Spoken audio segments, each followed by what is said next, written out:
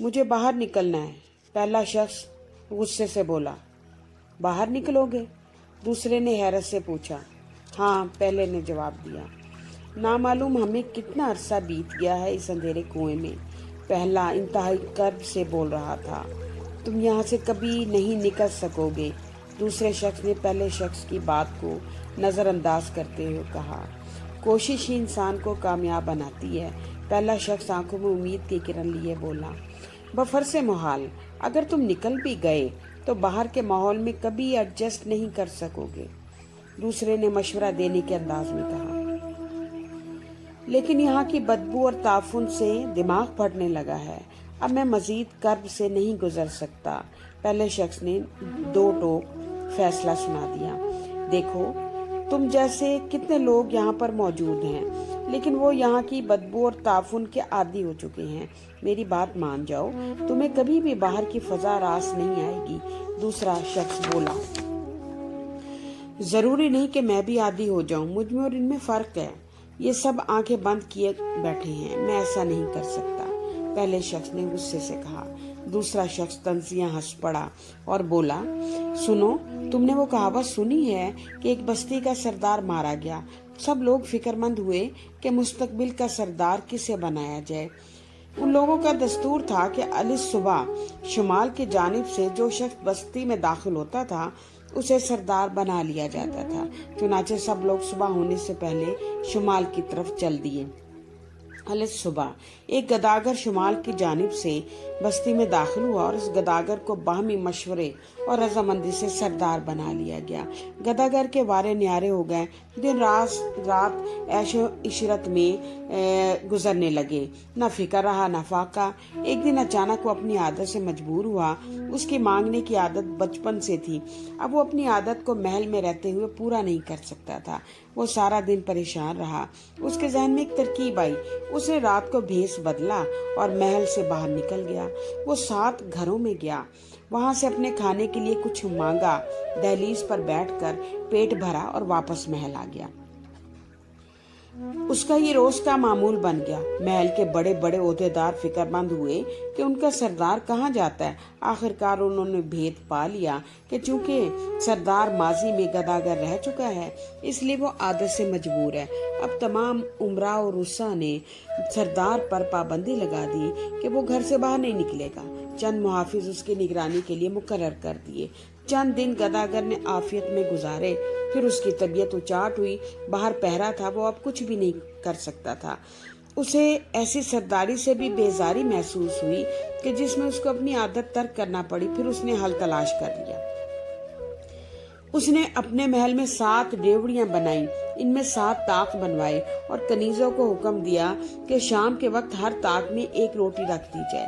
جو ہی رات ہوئی اور تمام لوگ محو خواب ہوئے، گداگر سردار اٹھ بیٹھا، ہر طاق پر جا کر روٹی مانگی اور اٹھا کر کھا لی۔ اس طرح وہ اپنی عادت پوری کرنے لگا۔ اس کے درباری اس کی عادت سے تنگ آئے اور اسے سرداری سے علیحدہ کر دیا اور اسے واپس شمال کی طرف بھیج دیا، اور یوں وہ جہاں سے آیا تھا وہاں چلا گیا۔ پہلا شخص بڑی دلچسپی سے دوسرے شخص کی کہاوت سن رہا تھا۔ تمہیں معلوم ہے کہ ہم یہاں پر عرصہ دراز سے ہیں، اس ماحول کے عادی ہو چکے ہیں، ہم اپنی عادت نہیں بدل سکتے، باہر جا کر ہم لوگ چین کی نیند نہیں سو سکیں گے، دوسرے نے پہلے شخص کو سمجھایا۔ اب میں تمہیں ایک کہاوت سناتا ہوں، پہلا بولا۔ یہاں سے کوسوں میل دور ایک قبیلہ تھا، وہاں کے لوگ فسق و فجور کے عادی تھے، ان کے ہاں نیکی اور بدی کی تمیز نہیں تھی، برائی اور برائی کو کرنے والے کو افضل سمجھا جاتا تھا، شرافت روپے پیسے میں تولی جاتی تھی اور خاندانیت کا تصور ختم ہو کر رہ گیا تھا۔ ان لوگوں میں سے چند لوگ اکٹھے ہوئے اور ولی اللہ کے پاس گئے اور اصلاح احوال کے لیے مشورہ لینے لگے۔ ولی اللہ نے اپنے علم کے زور سے بتایا کہ اس ریاست کے جنوب سے ایک نیک آدمی داخل ہوگا اور وہ اپنی طاقت سے تمام معاملات درست کر دے گا، لیکن کافی دنوں تک वो नेक आदमी ना आया। वो तमाम लोग मायूस होकर अपने घरों की तरफ लौट गए, लेकिन खुदा का करना ये हुआ कि जिस रोज़ वो मायूस होकर लौटे, उसी रोज़ जनूब की तरफ से चंद नामालूम लोगों ने रियासत पर हमला कर दिया और देखते ही देखते तमाम इलाका फतह कर लिया। अगले रोज़ नामालूम हमला आवरों के सरदार को कबीले का सरदार बना दिया गया।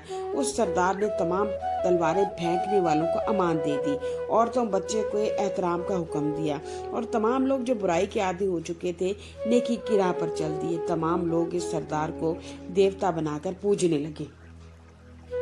पहला शख्स कहावत खत्म करके पूरी उम्मीद नजरों से दूसरे शख्स की जानिब देखने लगा। दूसरा खामोश रहा। इसका मतलब है कि इंसान अपनी कुव्वत फैसला से और नेक इरादे की वजह से बहुत बड़ी तब्दीली ला सकता है। पहला शख्स बोला। नहीं। दूसरा शख्स बोला।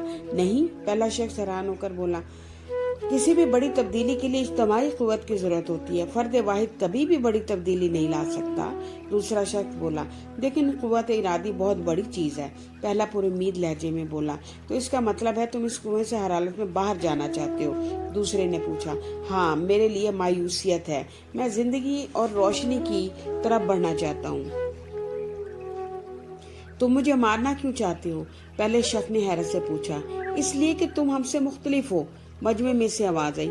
मुख्तलिफ होना तो कोई जुर्म नहीं, पहले शख्स ने कहा, लेकिन मुख्तलिफ होना मशकूक होने को जाहिर करता है, और तुम मशकूक हो। मजमे से फिर आवाज आई।